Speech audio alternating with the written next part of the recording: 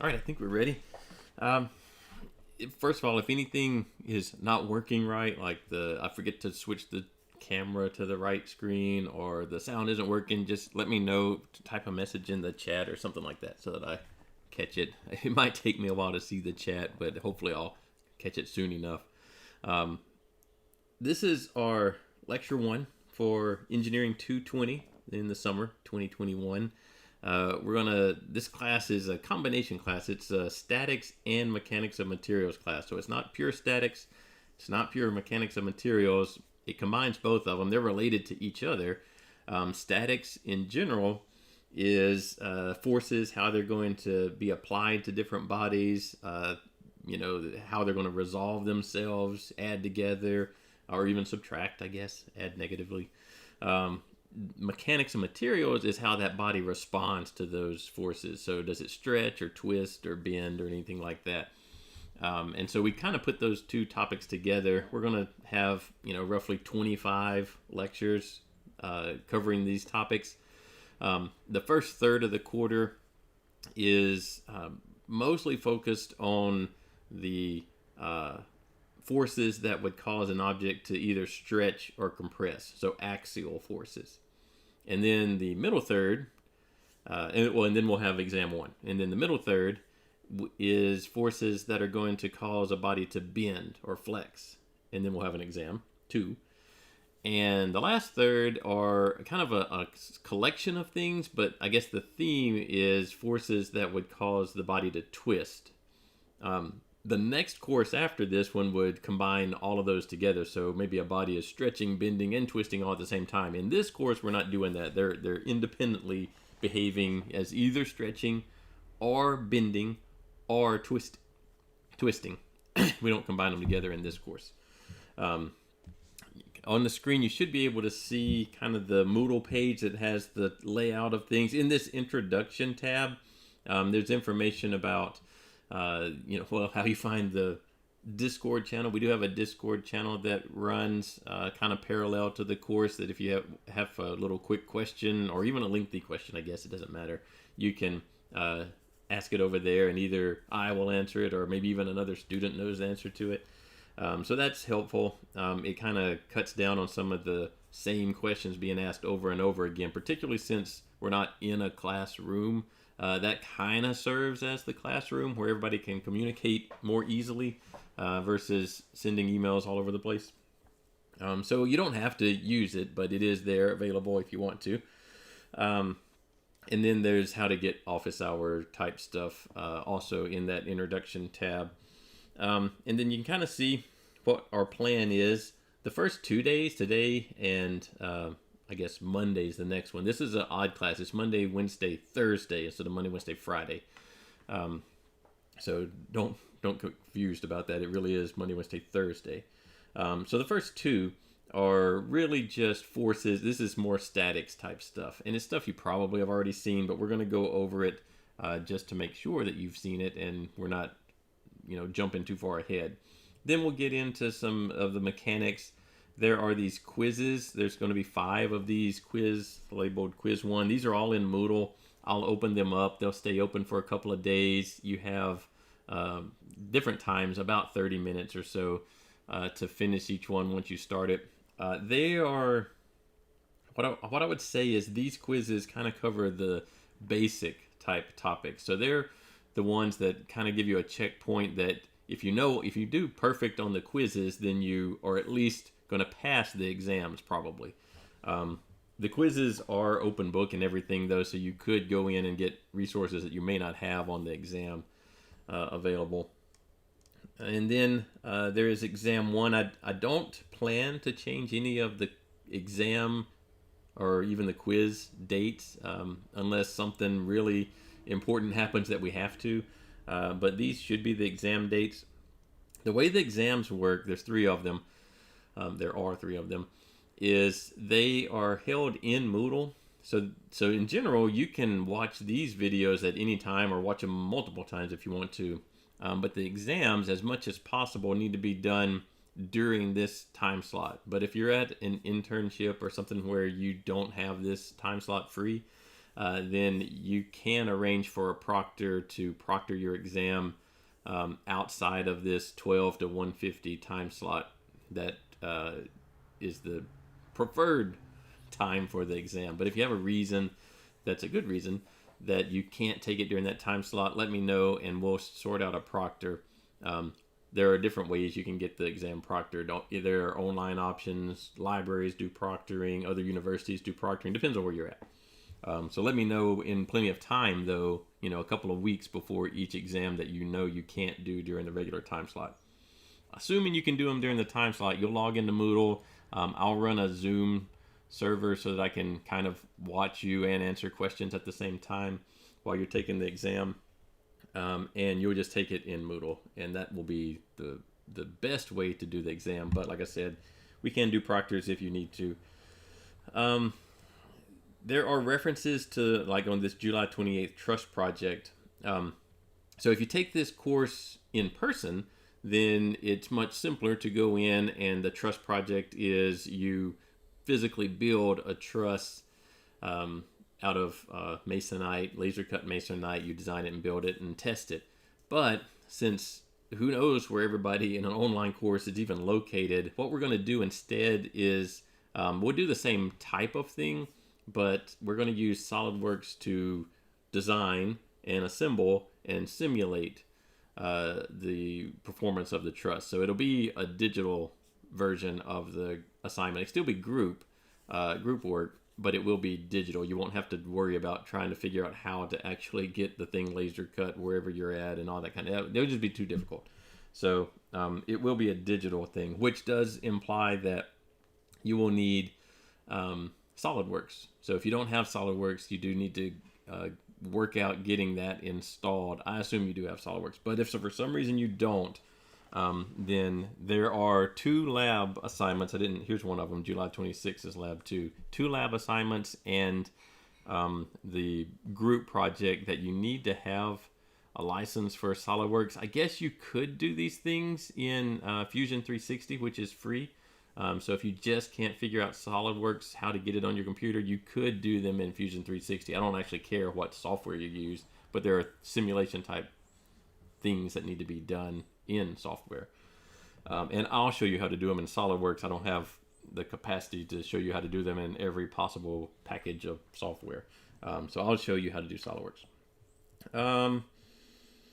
Let's look at let's look at one other thing on this list here. This August 11th, exam 1 or 2 redo. The way I do this class is exam 1 and 2 and 3. They're all going to be in Moodle. And exam 1 and 2, particularly exam 1, a lot of times for this course, it is the worst grade just because it's a new thing. Maybe you haven't had a pure engineering course before, and exam 1 comes out kind of bad sometimes. So what I do to mitigate either that or maybe just had a bad day is that you have the option of either redoing exam 1 or exam 2. Not the exact same exam, but an equivalent exam. And that's on this August 11th. And then exam 3 it covers all of the content. It's not just the last third of the course, but it is probably close to half of the content is the last third of the course. Let's look at this. This is in that introduction part of Moodle. This is the grade breakdown. So the design project, that's the one I talked about with SolidWorks and the digital design. It is a group project, maybe 3 or 4 people. You may not all be physically together, but you can collaborate on digital things, writing reports and that sort well enough. And so that's 10%. The homework is all in web work. So you should be enrolled in a web work page. I just this morning assigned the problems to you, and homework 1 is open. It's the only one that's open right now. In general, we do a lecture. I assign a homework, and it's due a week later. That's more or less the pattern for how those work. And all those are 10%. There's some little nuances to there. There's some challenging problems. They're labeled CH01 or 2 or 3 for if they're related to test 1, 2, or 3. those can get you some bonus points. So maybe there's some of the web work problems you just didn't have time to do, or never could figure out, or whatever. You can make up some of those missing points by doing the challenging ones, but they are challenging, so they will be tough. Right now I don't have any of them assigned. There are the 2 lab assignments. These are simulations of what's called a finite element method. So they use SolidWorks to digitally simulate how forces would cause a test specimen to behave. And so we'll go over how to do that, and you'll have 2 of those to do. Those are individual. It looks like they're 2.5 points each, so not too much. Moodle quizzes, those are the quiz 1 through 5. Looks like they're 2% each. Exam 1 and 2. Oh, I missed a parenthesis. I'll have to fix that. The one that you do worse on of exam 1 and 2 counts 15%, and the one that you do better on counts 25%. So I kind of do that just, again, you could have a bad day or whatever, and the one that you didn't do as well on will count against you less. Final exam is 25%. The letter grades are 10-point scales like normal. So this grading scale is in the introduction tab up here. So you can kind of get an idea and ask questions about any of that logistics of how to get things done. If you need to, ask them in now if you want to, or Discord or email, or set up a Zoom office hour meeting. I haven't really set my office hours yet, though, so that may be difficult to do just today. All right, I think what we'll do is we will go ahead and talk about today's topic. So in general, the time frame for these courses, or for these lectures, is 12 o'clock to 1:50. Because this class is set up as a lecture lab. I don't know that we will always use the 150, the entire hour and 50 minutes, because we don't have a way to send you to the lab, because you're all over the place. So we may not spend an entire hour and 50 minutes every time on one of these. Sometimes we will, but depending on how many questions there are and extra explanations, we may not spend quite as much time as is allocated every time, because there's not a lab component necessarily. All right, so what we're going to talk about is this idea of 2D concurrent force systems. So this is something that you should have at least seen a little bit of in Engineering 122. Maybe in Physics 201 also would have this kind of content as well. And so that's kind of the idea for today. And so it should be review type material. And let's just start. Well, let's start as far back as we can go on where all this comes from.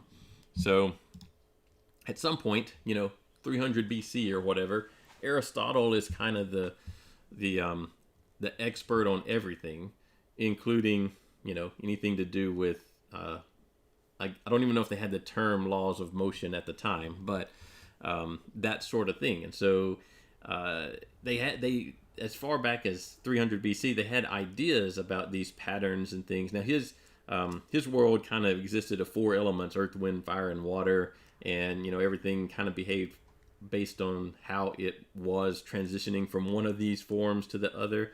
And so they didn't have quite the right idea. But that's, for hundreds of years, Aristotle is the expert on all of anything, more or less.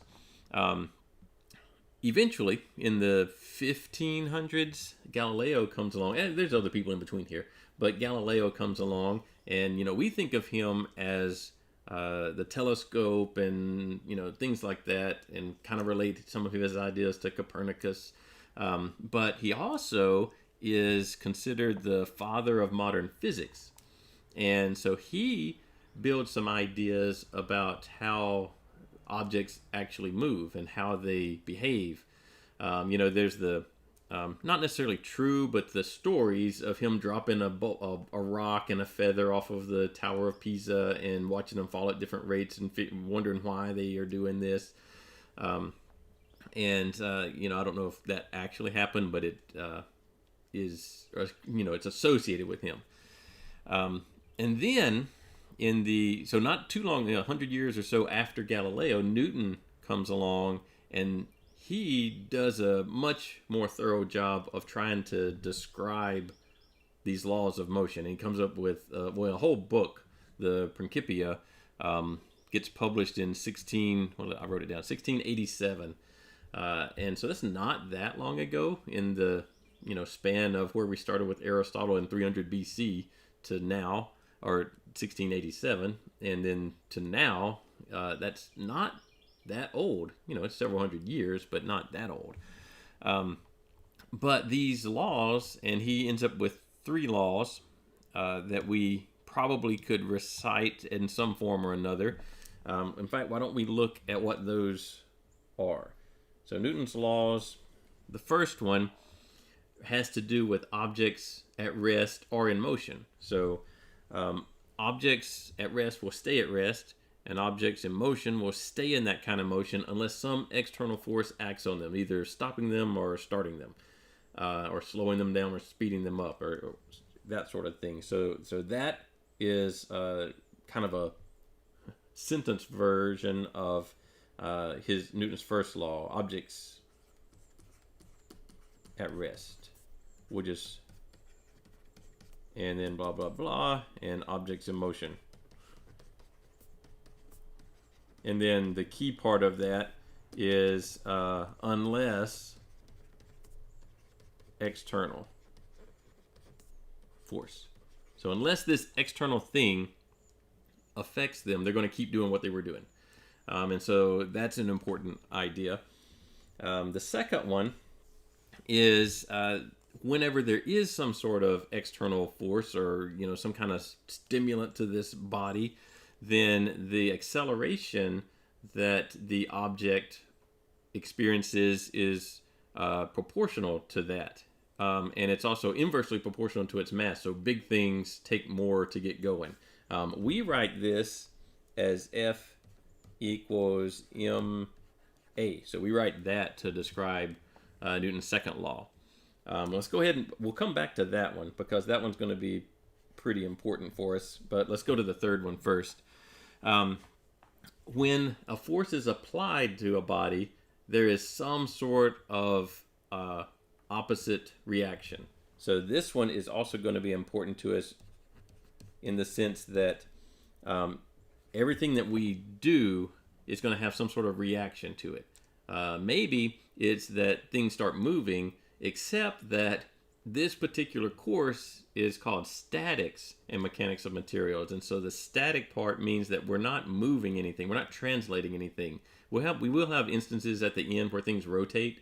And we'll have instances where things stretch, but we're not translating them to new positions. And so these reactions end up being opposing forces. Maybe they're internal forces that are causing stress to build up in the object, or they're attached to a wall and it's having to pull back on the thing that we're pulling on. So these reactions are going to be important for us. But let's go back to F equals ma, Newton's second law. So that the A part is acceleration, right? And we just said that this is statics and that things aren't accelerating, they're not moving. They might be rotating, particularly when we're at the end of the quarter, but right now they're not doing anything. They're just objects. And so if this acceleration is 0, so if we write in our statics class, the acceleration equals 0, then now this equation, I kind of got my pen messed up. There we go. We end up with the equation F equals, why is it erasing on me? M. So M is mass. Not sure why it's trying to erase things. Times 0. Might be typing somewhere is what it's trying to do. I don't want it to do that. But that equation the mass doesn't equal 0. So we have these objects, and their mass is not 0. So acceleration is 0, and our equation would suddenly say F equals 0. If we know that mass doesn't equal 0, then F has to equal 0 for this equation to be true. And it's not that F itself is 0, but rather the summation of all. Remember, F is force, so all the forces acting on this body, whatever, or this combination of bodies, or this piece of a body. We can look at it different ways. We can either look at individual little particles, or we can look at entire machines, or we can look at one linkage in a machine. Yeah, I think I got my computer back right. We could say that maybe the mouse is the part that's creating problems.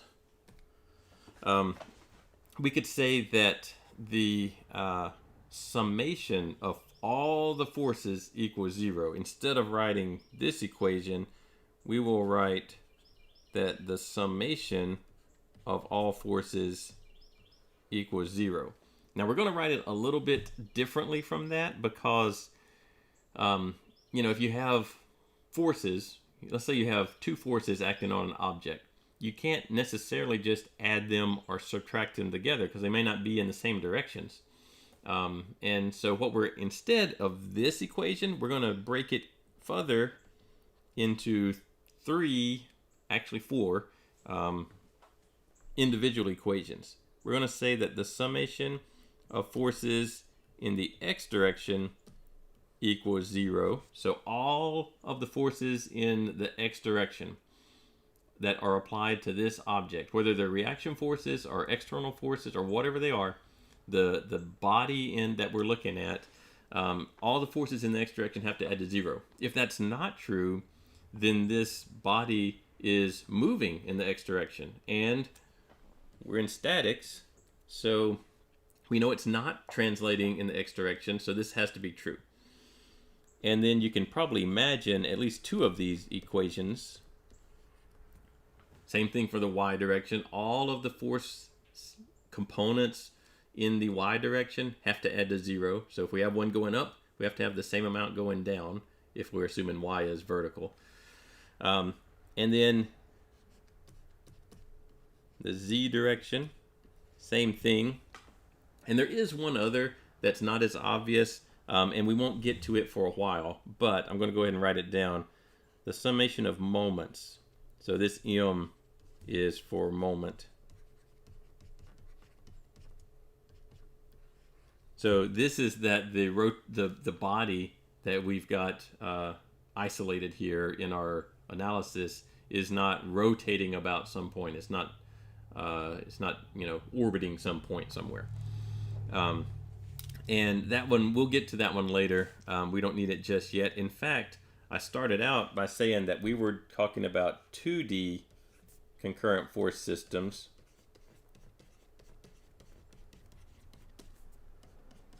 And that means we really only need two dimensions here, x and y.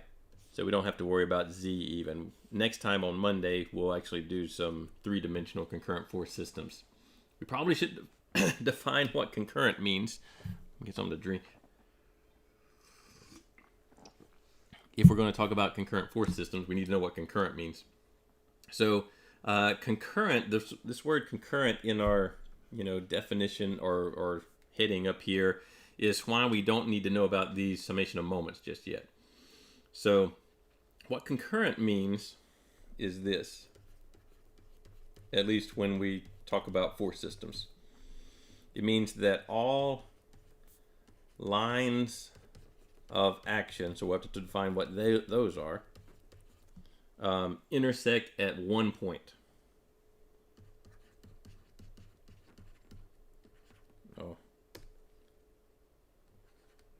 They're gonna all the lines of action, no matter how many we have in our system, they all intersect at a single point. Single point. So let's talk about lines of action.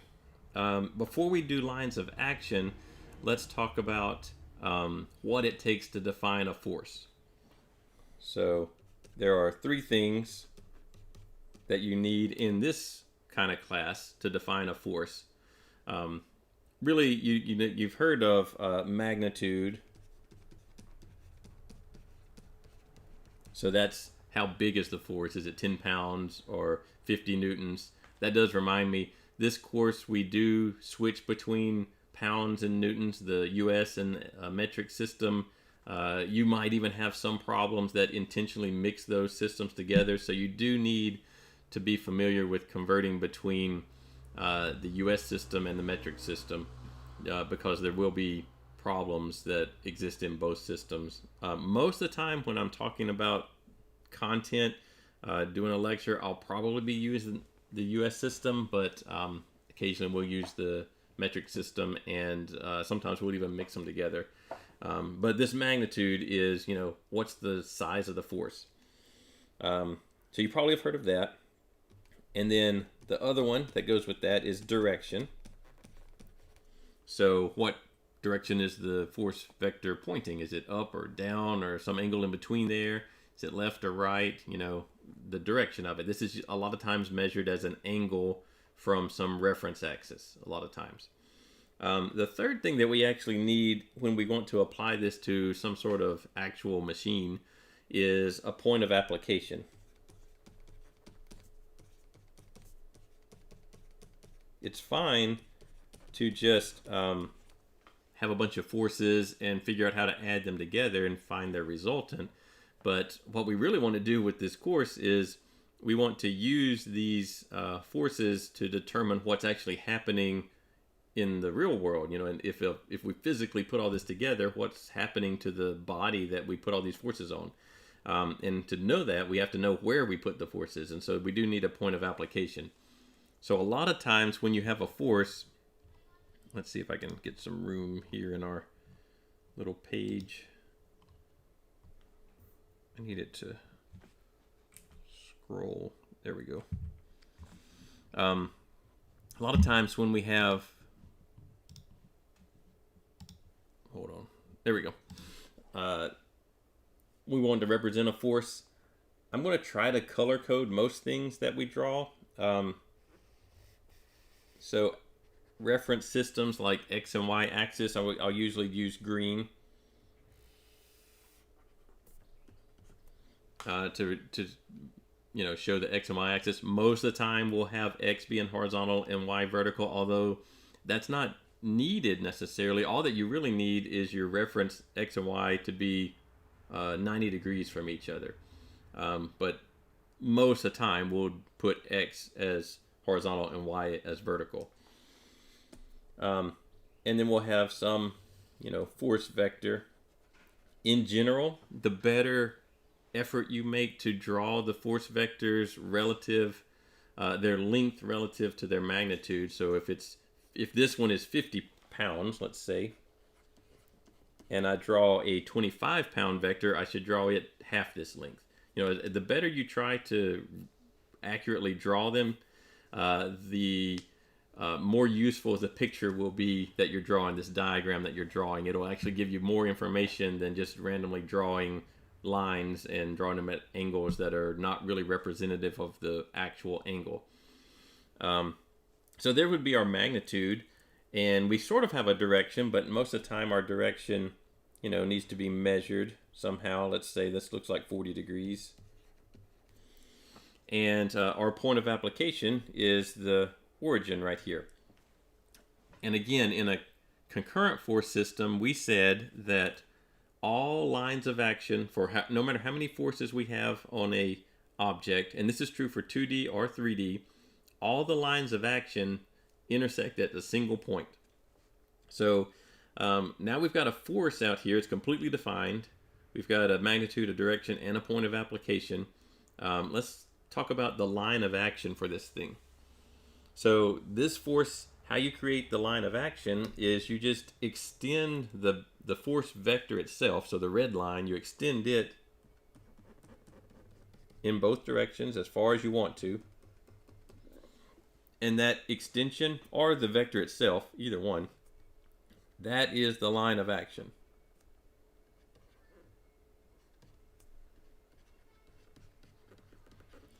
And if we create another force on here, if we want any two forces, as long as they're not parallel, can create a concurrent force system. It's when you add more forces that you have a little more constraint. So let's put another force on here. Let's draw that 25-pound. So if I'm drawing a 25-pound force, it should be about half as long as this one. So kind of like this. Oh, I think I highlighted it.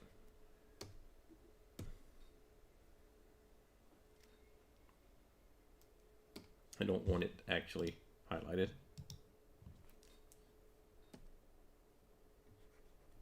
So that's roughly half the length, 25 pounds. It's going to have its own line of action. And they will intersect right there at the origin of our coordinate system. And so that's a 2D because they only have X and Y components. They're not going into the page and they're not coming out of the page or the screen. I guess you're looking at a screen. And so it's a 2D concurrent force system. If I add another force, the only constraint for it to remain a concurrent force system is that its line of action also has to go through this same point. So I could not add, maybe this force. I couldn't add a force over here. This line of action, does not intersect over here. So I couldn't do that. I could, so let's erase this guy. There we go. I could add another force as long as, it doesn't even have to be applied right here. It could be applied maybe up here. As long as its line of action intersected with those other two forces, lines of action. So this could be a concurrent force system. It's not necessarily that they're all applied at the same point, but that their lines of action intersect at the same point. Now, a lot of times we will have situations where all of the forces acting on our, whatever it is we're acting on, the body, they do intersect, they are applied at the same point, but that doesn't have to be true as long as they intersect at the same point.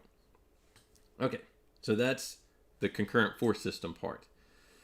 In order to do the next thing, maybe apply these equations.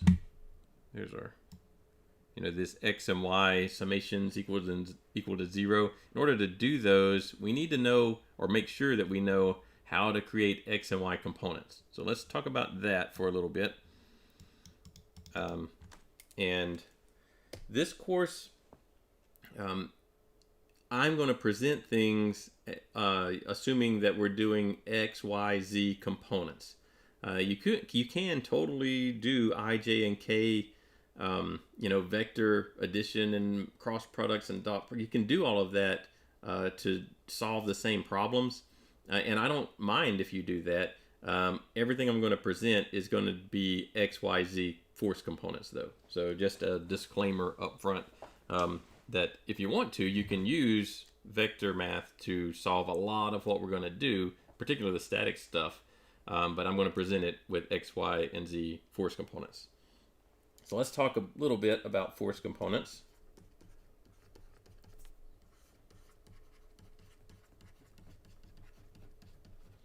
And what we'll do is we'll run through how to calculate a couple of these. Again, this should all be review. Maybe some of the details of the concurrent force system isn't review, even though it probably is also.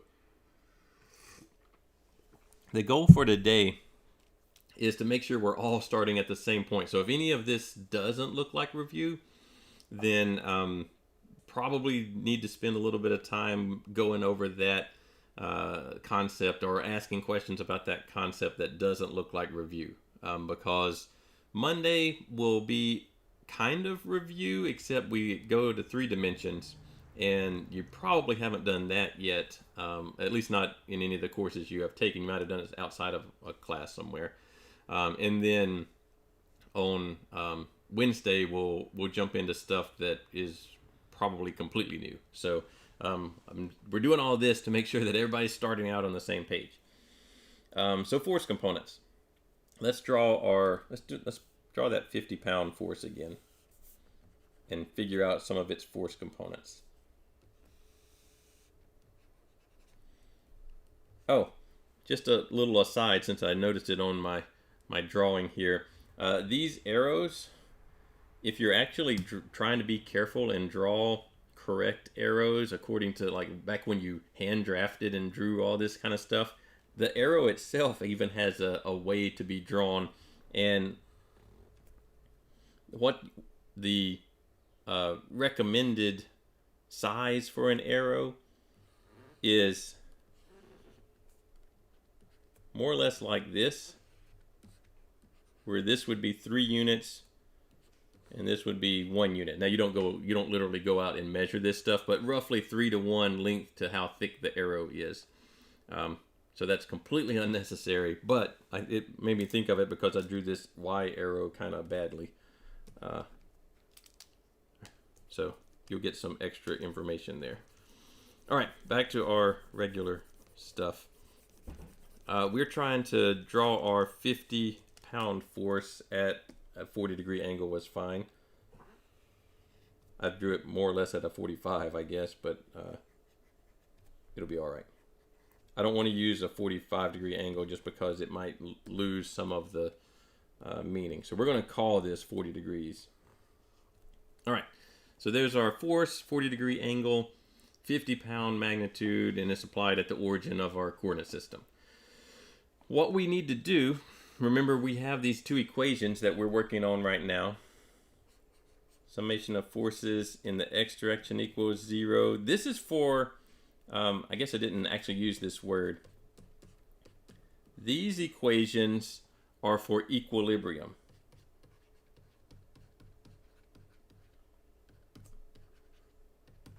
So if the object is in static equilibrium, these are true. If it's not in static equilibrium, then you can still do this, but x and y may not add to 0. And that's okay. It just means that the object is moving in some direction. It's translating somewhere. So not everything on homework 1. I think homework 1 has some problems where they don't all add to 0. It's really just about finding the resultant or finding a force component or something like that. After that, for the rest of this course, equilibrium is, as far as I remember, the case for everything we're going to do, because the course is about statics. So these equations do only apply when you're in an equilibrium scenario. But what we were interested in is that right now I only have one force, so it's impossible unless the one force is 0. So, the one force can't be in equilibrium because there's nothing to balance it. But right now what we want to know is, since we have to break these forces into x and y components, we want to make sure we know how to do that part. And in general, you'll have 2, and you might use a third equation from trigonometry. So let's put them over here. You've got cosine of some angle, and that's defined to be the adjacent side over the hypotenuse. And then sine is the opposite side over the hypotenuse. And then sometimes there's a reason to use tangent.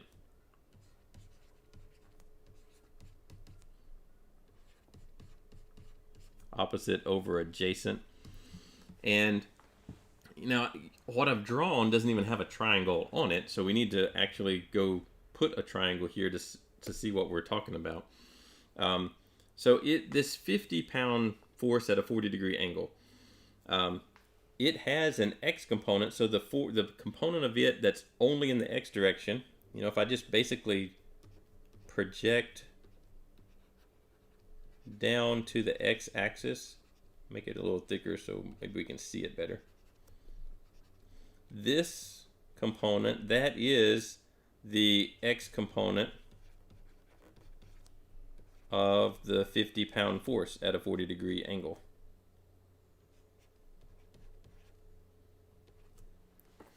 And if I do the same thing here, this guy, you know, I could have drawn it on the y-axis also, but I drew it over here to make the triangle, is the y component of the 50-pound force at a 40-degree angle from horizontal. And those are the two things I want to be able to find the values. I want to find the magnitude of only the x component and the magnitude of only the y component.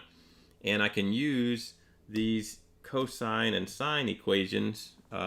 Maybe I could use tangent, but cosine and sine are the ones that you're typically going to use. So if I take the cosine, for example, cosine of, in this case, the angle theta is 40 degrees equals the adjacent side to the 40-degree angle. So I'm looking at this setup right now, where the hypotenuse is the 50 pounds itself, the magnitude at the 40-degree angle, the slanted line, and the adjacent side to the 40 degrees is what I've labeled as the x component. All right, so the 40 adjacent side, I don't know. That's just going to be the x component. And then over the hypotenuse, which does have a magnitude that I know 50 pounds. And so I can solve this equation. These little three dots, I've written them a couple of times, or at least once. In case you don't know, these mean therefore. So I have some equation here. Therefore, the x component equals 50 pounds times cosine of 40 degrees. And we can just get a calculator out at that point and make sure you're in degree mode. Actually, why don't we do this in MathCAD? I think I have MathCAD open. I think. Let me see if I do. I do. I have it right here. So we had the equation, we were doing 50 pounds. Now MathCAD wants you to do 50-pound force, right? You don't have to write the pound force if you're just doing this on paper, but there is such a thing as pound mass and pound force. And we're almost exclusively, I can't even think of an instance in this course where we're talking about pound mass. If we say pounds in this course, we mean pound force. MathCAD needs us to be more specific. So 50-pound force times cosine of, now MathCAD also assumes that we're talking about radians, so I need to put DEG on here to make it know I'm talking about 40 degrees. And we can see, and now it gave me the answer in newtons. I don't want newtons. 38.3 pound force, and that should be the same thing if we did 50 times cosine of 40 in our calculator. Yeah, I get the same number. All right, so let's go back to where we were. The x component is 38.3 pounds. Was it 3? Yeah, 0.3. This gives me a chance to talk about a couple of things. So with the exception of like one number, and even it kind of has units that I'm thinking of later on, everything that we do in engineering has some sort of unit associated with it. There are some constants that don't have units, but even usually those have units baked into them.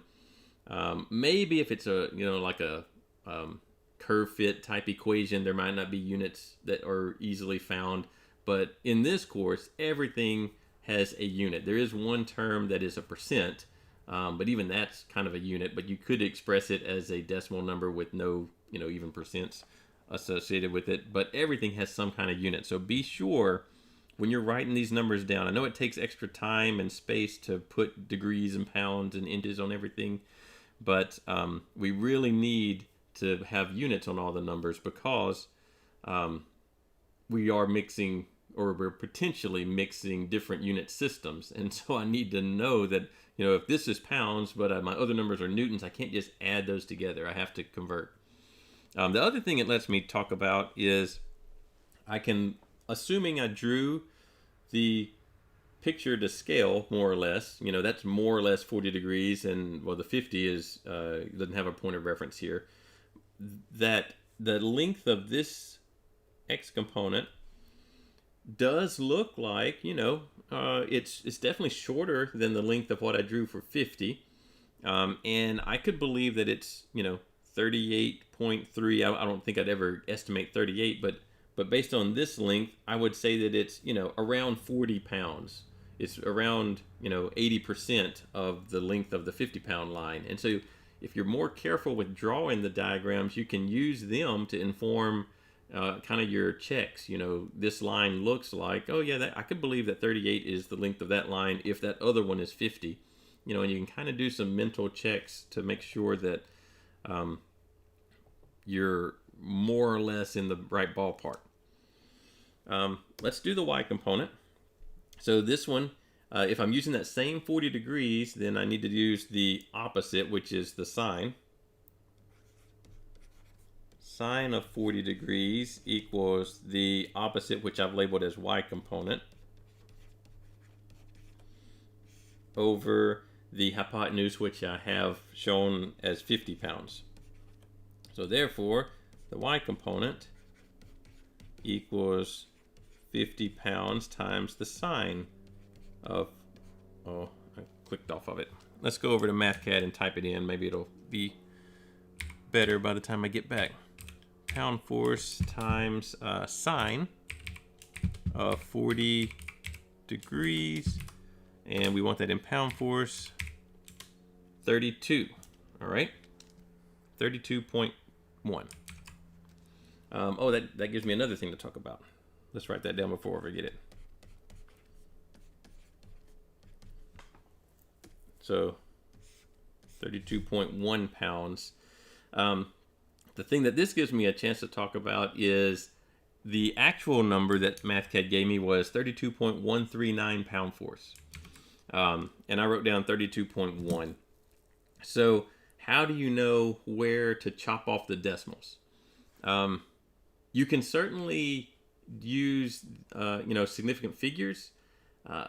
In engineering, a lot of times that's not how you actually end up doing things. It usually goes down to what's reasonable or what can you actually measure. In this case, given this number, does the 0.139, that level of detail is probably not going to be a thing I could ever even easily measure. You have to think about what tools would I be using to measure this? How important is it that I get to 32.139 pounds as the, if I'm measuring this in the real world? So a lot of times what it is it's a little bit of intuition about the practicalness of what it's representing in the real world, maybe combined with a little bit of significant figures. On an exam, it will be okay to use as many decimals as you want, because you're not going to get counted off for having too many decimals. Web work, so your homework stuff, it in general, it likes exact solutions. So I wouldn't even, in web work, I would rarely put the actual number. I would put the equation that represents the number and let web work figure out the decimals that it wanted to use. But in actual engineering, this 32.1 is fine. So a lot of times 1 decimal place is fine, unless you're measuring something like the surface finish of this polished part and you need thousandths of an inch of accuracy. And so it kind of depends on what you're talking about when you're trying to figure out the number of decimal places to use or to not use.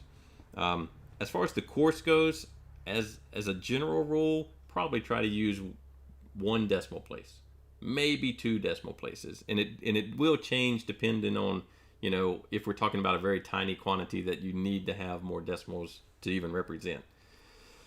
All right, So we have gotten resultants. This is how you would do resultants. Let's add a little bit to that. Not resultants. These are force components. Let's add the idea of resultants to it. So let's get some more room on our page here. Let's get all those off, in fact. I guess as far as I can go. All right, so resultants.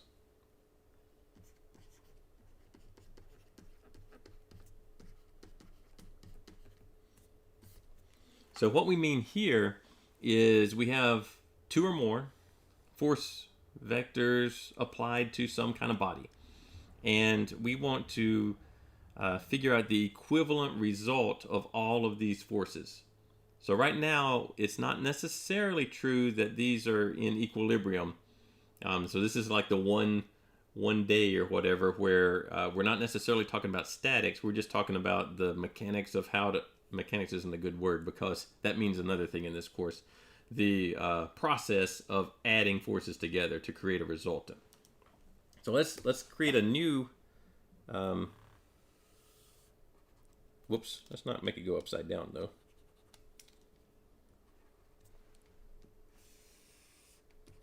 So here's our X. Here's our Y. Why don't we use this force that we've already kind of been using? 50 pounds at 40 degrees, since we just calculated that. Let's keep that one. But let's add another one to it. Let's add this. I had drawn this earlier, so let's use it. 25, not degrees, 25 pounds. And let's say that looks like maybe 30 degrees from Y. Something like that. Maybe 35, I don't know. We could measure and get more accurate. But this is, more or less correct. In fact, our 40 is probably about the same as our 30. So why don't we try to fix that so that we can get a little bit better graphical representation. So 40 is going to be more like that. And there's a reason I want to have it as accurate as I can. Let's move this guy over here. All right. Now, to find the resultant graphically, you can do this graphically. You don't have to actually do math. You can get a graphical solution, although the solution will be based on how well you created the magnitudes and directions to begin with.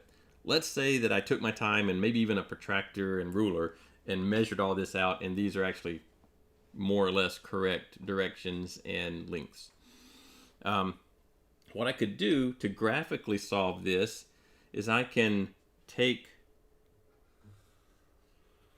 this force and let's copy it and paste it, and I can move it over here. So I'm taking the tail of the force that I copied and placing it at the head of this other force. Somehow I erased this, I'm not sure how. And what this does is no matter how many I have, here I only have 2, but no matter how many of these forces I have in this system, if I keep adding them head to tail, head to tail, head to tail, I will have one tail somewhere. At this one, I don't want the lasso on. Gonna move back down here. I'll have one tail that doesn't have a head connected to it, and one head, the arrow part, that doesn't have a tail connected to it. No matter how many of them I strung together, there'll be these 2 endpoints. And if I draw a line connecting them, that line is the resultant. And I could measure it. So it looks like it's definitely going to be longer than the 50. It looks like maybe it's 60 pounds, maybe 65, maybe. So our guess is the resultant might be, we'll put an approximate, 65 pounds. And that angle looks like it's probably a 75-degree angle.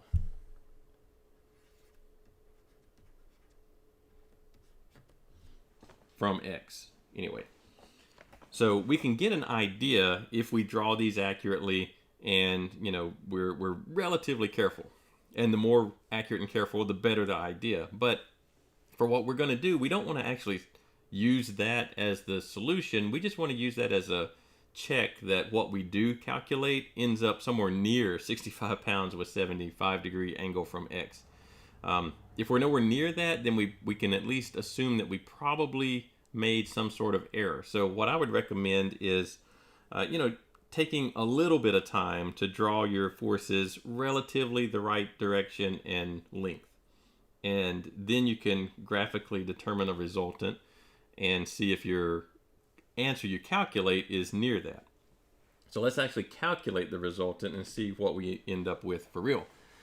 So the resultant is going to be the summation of all the X components. So Rx will equal the summation of all of the forces in the X direction. So the X component of 50, which we already solved, it was the 38.3. And then we haven't solved this 25-pound one. We'll have to solve it, but it has an X component right here. Get over there. And so we add those two together. There is one little detail with adding those two together, right? They're going in opposite directions. So the 50-pound resultant is going in what I drew as the positive X direction, but the 25-pound X component is going in the negative X direction.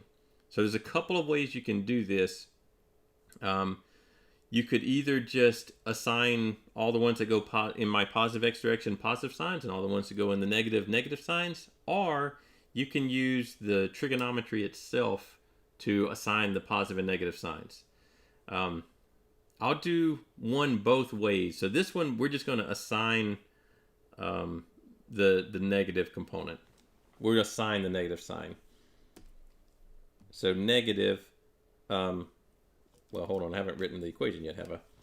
I just wrote summation of forces in X direction equals the 38.3 pounds. That's this number. We just solved it. Minus this X component. We'll call it X2 so that it doesn't get confused with the one we did earlier. If we take the same approach, the X component is the magnitude. We're going to use a cosine. So it's the... well, there's a couple of things that we'll have to look at here. We'll have to decide, and none of these are the exact right way to do it. All of these are right, and you do whichever one makes the most sense to you. So, minus, because it's pointing to the left, cosine.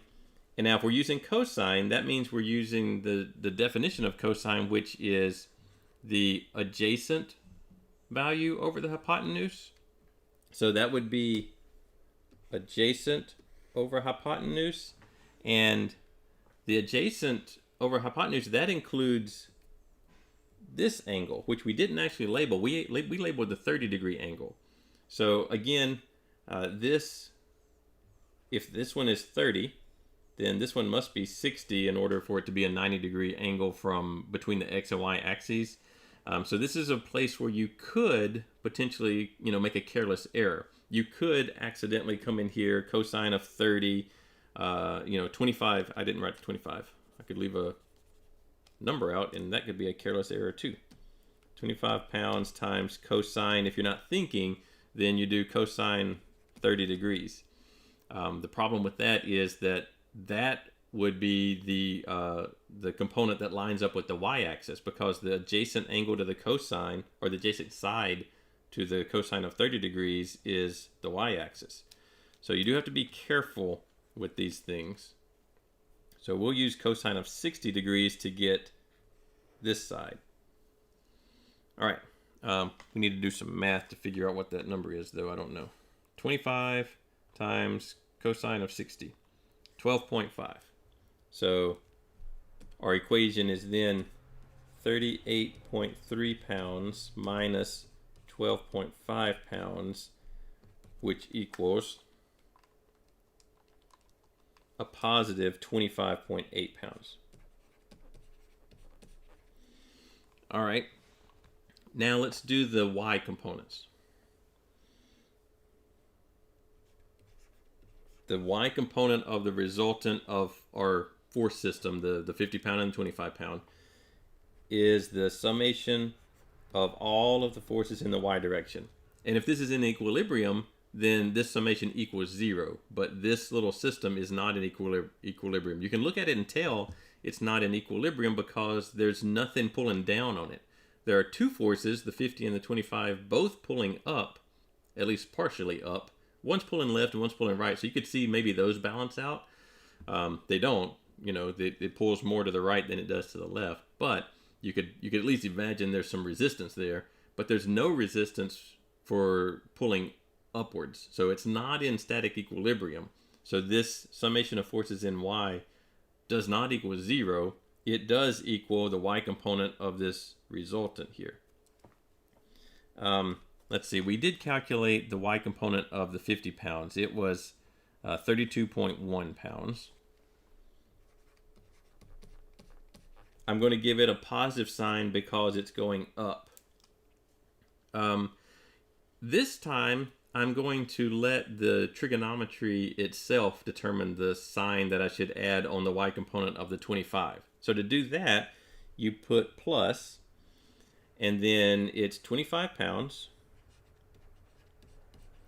And we want the sine of the angle all the way measured from the x-axis. So by doing this, 120 degrees, well, didn't want it necessarily in blue, but that's what we got. 120 degrees, which is this. That will, first I don't have to decide if I need cosine or sine. Sine is going to be the y component, cosine will be the x component. And second, I don't have to decide if it's plus or minus because the sine of 120 will either be positive or negative as appropriate. So, in fact, let's do the sine of 120. Sine of 120 is a positive number, 0.866. What if we did the x component that way? And we did the cosine of 120. Cosine of 120 is a negative 0.5. So it when I use the measures, all the angle measures, all from the x-axis, the positive x-axis, then that number, when I do the cosine of that angle, will give me the negative or positive sign that would go right here. So I don't have to do, I don't have to decide is it positive or negative. The equation itself will make it positive or negative. So some people prefer that way. The downside is that you have to measure everything from the x-axis, and that's rarely how you're given the problem set up.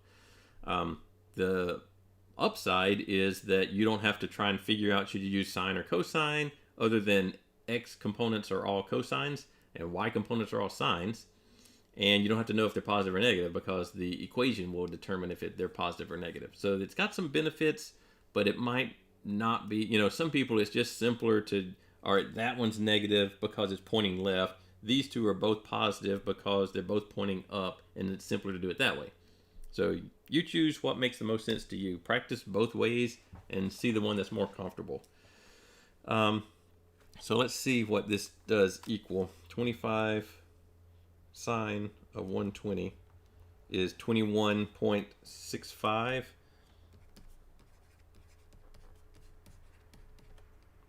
Positive.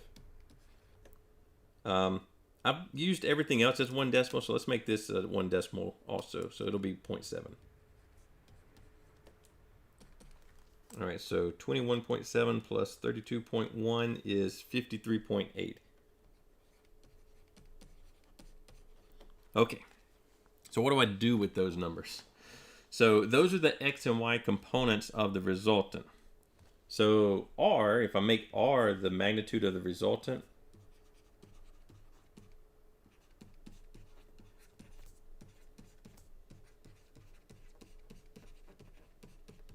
it just equals the square root of the x component squared plus the y component squared plus the z component squared if you have that. In 2D, we don't have that.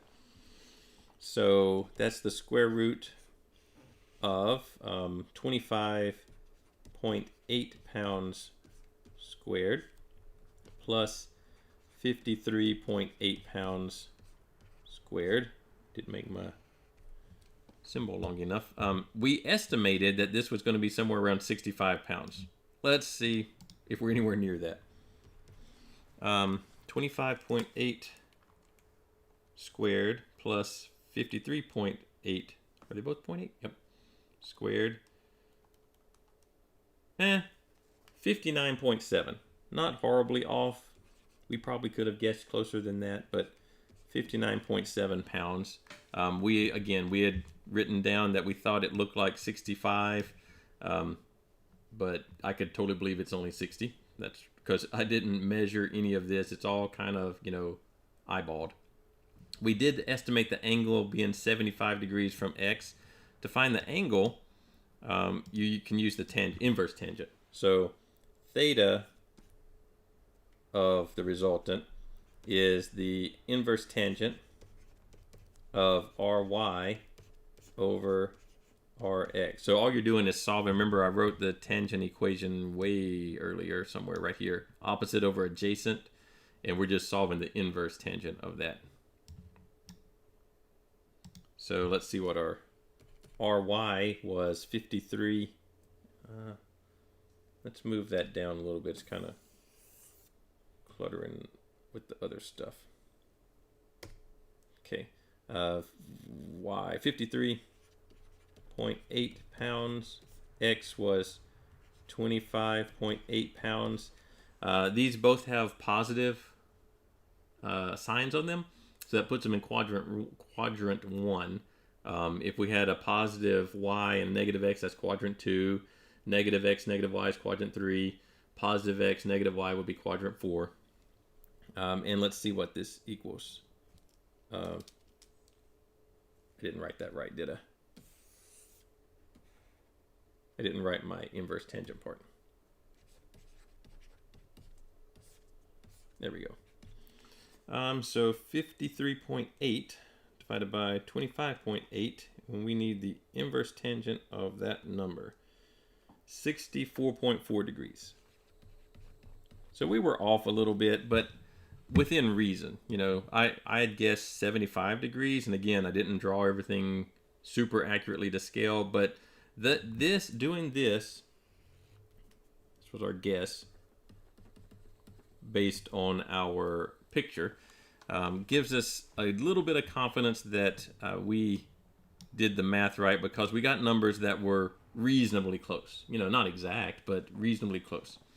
Had we gotten, this magnitude as 20 pounds, then we would have to wonder that there's no way that the 50-pound force and this 25-pound force could create a resultant that was only 20 pounds long, the way that they're configured.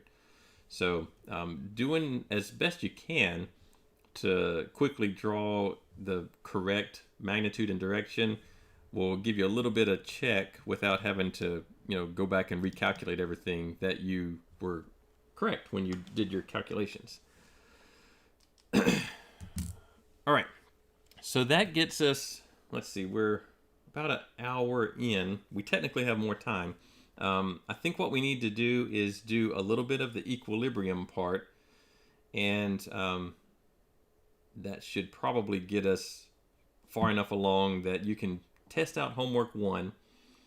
Actually, I think all of the homeworks are open. You can do any of them you want to, but they're going to close, every week a new one.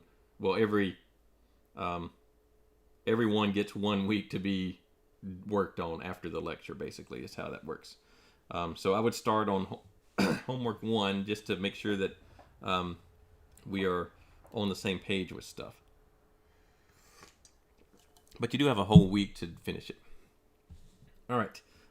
Let's set up a equilibrium problem. I got a little setup here that we can look at. What we'll do. Actually, we need to be closer on our camera so that you can see better. Got to tie these strings together. All right, there we go. All right, so we've got a little weight hanging between a green string and a red string. Now this is an equilibrium. It's moving around a little bit, you know, because I'm moving things, but more or less our weight here isn't moving. It's in static equilibrium. If I only had one string, it's easy to figure out the tension in the string. If this weighs 100 pounds, then there's 100 pounds of tension in the red string. If I put two strings on it, if I can get the second one on there. If I put two strings and they're both in the same direction like this, they share the weight, right? They're both 50 pounds if this was a 100-pound weight. Once I start to put them at different angles, you know, maybe they're at different angles, maybe they're at the same angle, then they start to share the weight unevenly potentially, and they don't necessarily have the same magnitude in them. Like this one, well, that one you can see the green is just barely hanging on there. But this is where I can use the concepts of equilibrium, the summation of forces in X and Y equal to 0, to figure out the tensions in those cables. So let's try and set up a problem like that and go back to our calculations. Let's get a new page, or as much of a new page as I can. And let's just have our little weight here. Let's say that it was 100 pounds, even though it wasn't. It had a hook on it. And we have the two cables. And, you know, one of them's... Oh. Let's make one of them kind of come off like this, and it'll be attached to something. Whenever I draw these little kind of crosshatch things, those are important to the problem as far as they are immovable. They don't bend, they don't stretch, they don't do anything. They're just anchor points. So that's an anchor point over there. We're tied over here. Let's make this one kind of more vertical, and let's attach it over here. This will be cable 1. This will be cable 2, just so we can talk about them. So we had a red and a blue in our other example, the physical one. This can be a concurrent force system, but first, this is just a sketch or just a diagram or something. It's not what we actually need to work with to solve any of our equations. What we actually need is called a free body diagram.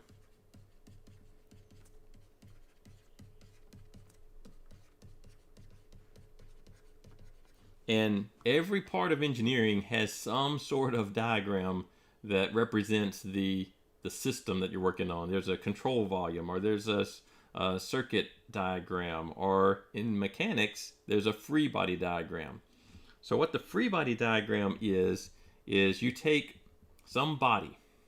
It doesn't matter what the body is. It doesn't matter if it's a piece of a machine, a multiple machines, or like a part of one part. You know, it's a portion of a part. It doesn't matter. You pick this body, and that body is what you're going to draw all the forces that interact on this thing. You're going to isolate it or make it free from everything else, and everything you cut away from it, you have to replace with some kind of force. So I'm going to say that our free body is, why don't we, you know, the little thing that I had a hook, right?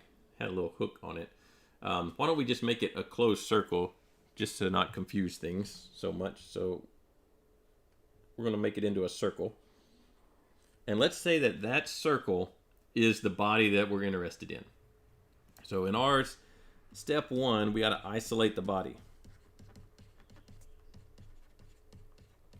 So we didn't consider the weight of the thing. You know, we took the hook off, and we made the hook into a circle, so more like an eye or whatever, and that's our free body.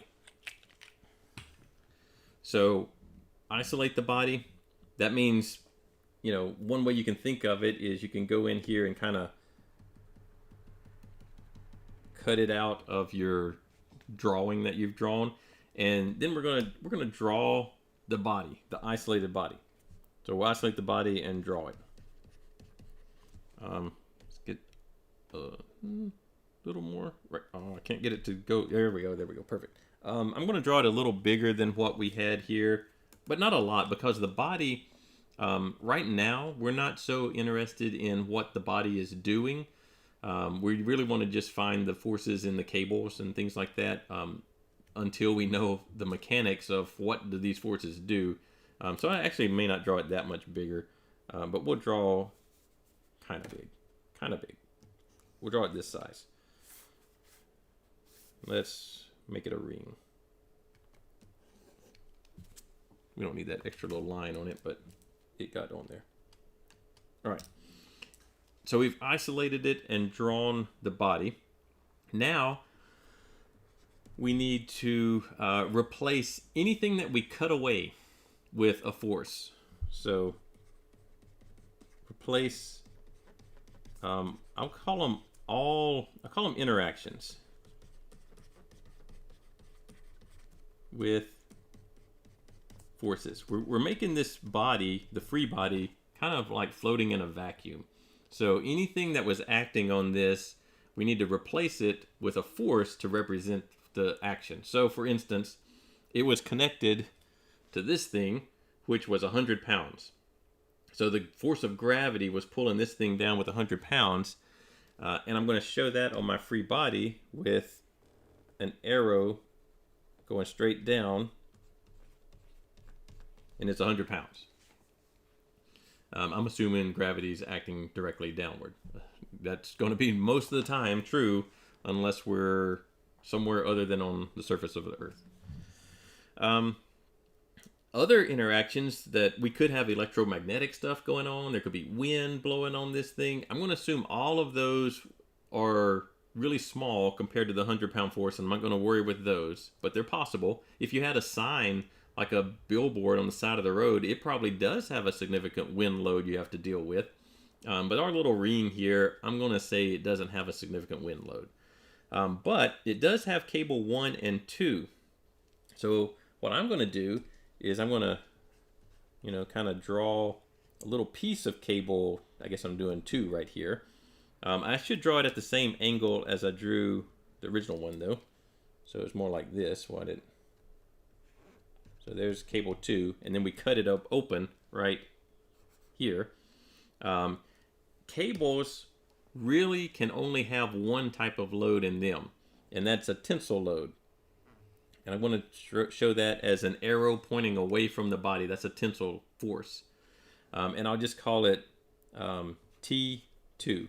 So the tension in cable 2. I don't know its value. I just know it's there. Cables, big giant cables, big cables could have compressive loads, and they weigh, enough to where the weight of them matters. Here, this is a little piece of yarn, right? So it really can't support any compressive load. It just collapses. It can only do tension, and it doesn't really weigh anything that matters. So I'm really only concerned with that tensile load. Same thing for cable 1, except that it is kind of going off at a different angle, kind of like that.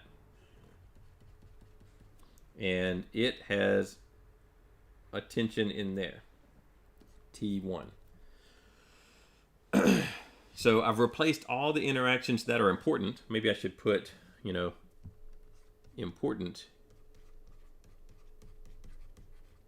interactions, because I am ignoring any kind of wind and electromagnetic forces, and I'm ignoring all that stuff.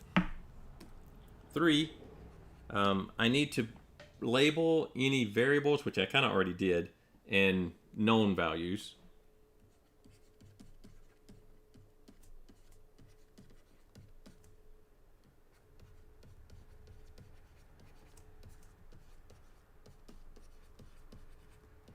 So I labeled the 100 pounds. I knew that because I said that this weighed 100 pounds. And I don't know the tension in cable 1 or 2, so I just gave them variable names, T1 and T2. You can give them whatever variable names you want to. 4, we need to apply a coordinate system.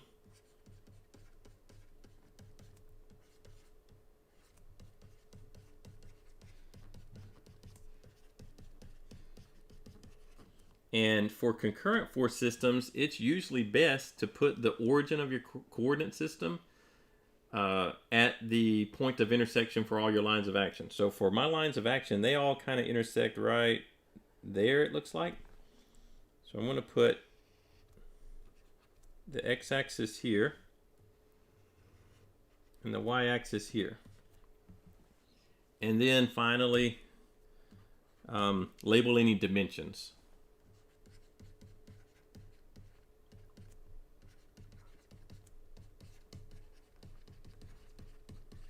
Now that you have a coordinate system, you can label dimensions. Here, I don't have dimensions, but I have angles. Theta 2 and theta 1. Now, if I look at it this way, I have these, no, not those. Oh, I have these two equations that I can work with. Summation of forces in x equals 0 and y and z and moments, but z and moments don't help me here. I don't have forces in the z direction, and we haven't even talked about moments yet. So I really only have 2 equations. The problem with that is that if I look at my picture here, I have 4 unknowns: t1, t2, theta 1, theta 2. Now, I probably, if I drew this picture that I originally drew, I probably know the angle that cable 1 and cable 2 are at. So maybe theta 1 and theta 2 are not known. Not unknown, rather. So why don't we assume, based on our diagram here, theta 1 equals 30 degrees and theta 2 equals 25 degrees. That kind of looks accurate-ish. I just don't want them to be the same number. I don't want them both being 30. That makes it harder to track where they are in the stuff that I write. So now I only have 2 unknowns. So I have 2 unknowns, t1 and t2, and have 2 equations: summation of forces in x, summation of forces in y. Both of those equal 0 because this is in static equilibrium. The weight was just hanging on the string. It wasn't translating around anywhere. And so I should be able to solve for t1 and t2. So here's how we would do that. We would solve our equilibrium equations.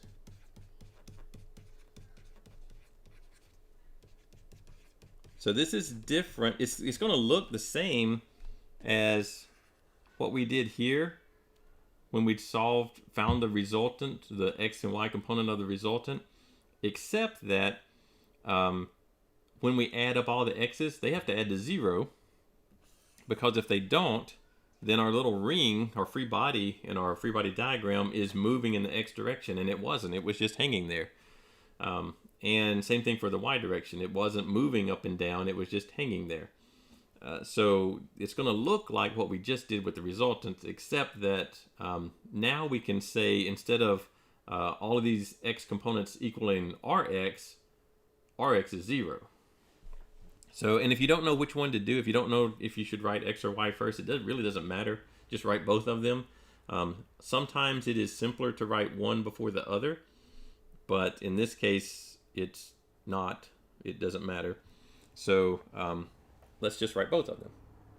So summation of forces in the x direction equals 0. T2 times the cosine of theta 2, which I said is 25 degrees. Now I have that choice to make of how am I going to write down the x component of T1. I'm going to write it, I know that it's negative, so I'm going to write minus T1 times, and you have to be careful because the theta 1 is measured from the y-axis, not from the x-axis, so I actually need a sign here. Whoops. Held down too long.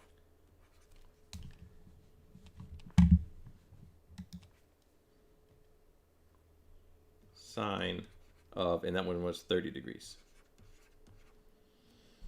I can't solve that equation because it has two variables in it, but I have an equation.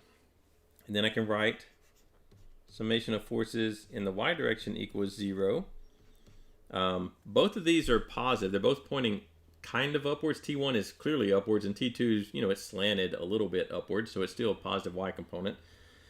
So I'll write them in the same order. T2 times this one, I need the sine of 25 degrees. And then I need plus T1, plus because it's pointing upwards. I'm electing to use the method where I assign the sines versus measuring everything from the x-axis. T1 times, I need the cosine for this one of 30 degrees.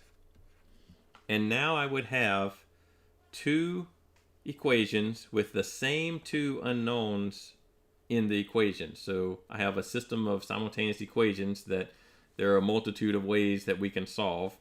And it does not matter. I'm never going to dictate how you solve these.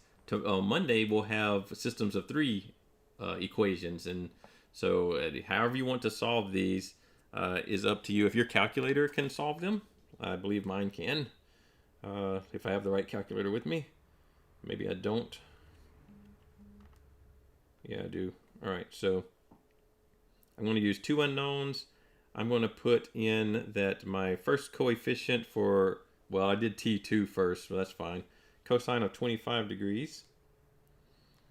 And then the next one is negative sine of 30 degrees equals 0. Oh, you know what?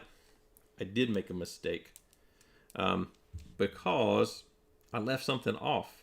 There's another component in the y direction, and it's this. The 100 pounds is in the negative y direction. So I need to add that, or well, subtract that in my list of things in the y direction. All right, so I'm putting things in my calculator right now to solve this thing. So, and I'll go over how some different methods on solving simultaneous equations on Monday.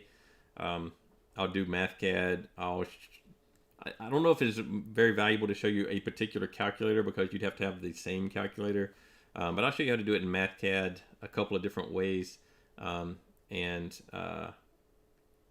don't know about the calculator though, because it may not make any sense because you'd have to have the same calculator. All right, let's solve this. So what I ended up with is I solved in calculator, and I did T2 as my first variable. T2 as 50.19 pounds and T1 as 90.98 pounds. So then I have to check, do these seem reasonable? So one thing you'll notice is that I had 100 pounds, but my T1 and T2, if I add those together, they're more than 100 pounds. You know, one of them, it's 140 pounds. So that seems counterintuitive. Like, how do I have this heavier, how do they add to a number greater than the force they're holding up? But that's possible because of them both being at different angles. So again, if they were both at the same angle, then they should both be 50. But as soon as I start, and if I only had one, then it's 100, right? So that's kind of where I'm at on what the green one. I'm thinking of the green one as T1 in our picture, and T2 is kind of over something like that. And I can actually feel that way more of the force is in the green cable than what I'm having to do with the red cable. The red one's more or less just kind of moving it over. It is lifting it up a little bit, but not that much. And so if you ever have trouble with these things, make some physical representation the best you can out of string and a weight, or later on we'll have trusses, make beams, get a piece of, I don't know, something that you can fashion to feel what these forces feel like. So I could believe that these are reasonable numbers. I couldn't feel necessarily that the T1 is about twice the T2, but I could feel that it's more than it. And you could go back and plug these numbers into these equations and make sure they both actually solve to equal 0, and kind of check your work that way. All right, I think all of this, it should all be some level of review. Oh, let's see, I've got a question. When do you usually... Oh, well, so these in the chat, these are all from 12 to 150. I want to pretty much do these lectures Monday, Wednesday, Thursday, 12 to 150. And that's kind of when I plan to do these. And if you're interested, 8 o'clock, I'm doing 3D printing ones. So if you want to watch another thing, you can watch that at 8 on Monday, Wednesday, Friday. Those are Monday, Wednesday, Friday. I think this gives us a review enough that we can get through the rest of the stuff. On Monday, we'll kind of pick up here with the cables, but in 3 dimensions. And I'll go through some how to solve simultaneous equations, mainly in MathCAD. You will, on the exams, you can't use MathCAD, so you will need to have a way to do it either by hand, which probably isn't the best way, but in your calculator at least. And every calculator is going to be different. I'm sure you can find a YouTube video on your particular calculator solving a system of 3x3 equation, 3 variables and 3 equations. And that'll be the most you have to do, and we'll do that on Monday. All right, I think we have talked enough. Go check out the Discord channel if you have questions, and if you need anything answered, I'll be around there for a little bit, or just whenever I log in, or feel free to answer somebody else's question if you see it. And I think we are good for today. Check on the web work. Homework 1 is open, so go ahead and try some of that. If you do have trouble with web work, remember that from within web work, you can send me an email and it'll show me the actual numbers that you have and what web work is expecting as your answer. Sometimes there's just a rounding error. All right, I'm going to think we are good for today. I'll see you all on Monday.